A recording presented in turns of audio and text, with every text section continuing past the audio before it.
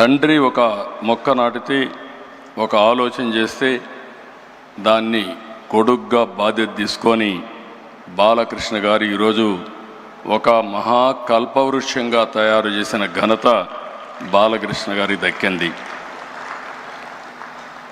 అయితే ఈరోజు నిరంతరం తపనతో, దీక్షతో ఆసుపత్రిని క్యాన్సర్ బాధితుల పట్ల ఒక దేవాలయంగా మార్చారు.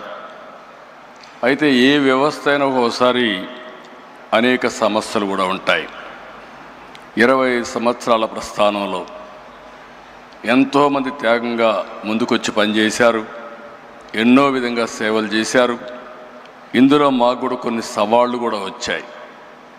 ఆ సవాళ్ళను మీరు చూస్తే ఆ రోజు మేనేజ్మెంట్లో కొన్ని సమస్యలు వచ్చాయి.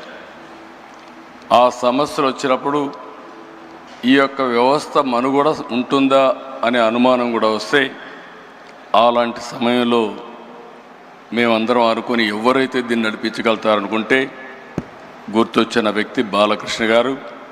బాలకృష్ణ గారికి 15 సంవత్సరాల మునుపు ఈ బాధ్యత తీసుకుంటే ఈరోజు బ్రహ్మాండంగా పనిచేయడమే కాకుండా రాబోయే రోజుల్లో తిరుగులేని వ్యవస్థగా, అన్స్టాపబుల్గా దీన్ని ముందుకు తీసుకెళ్తున్నారు.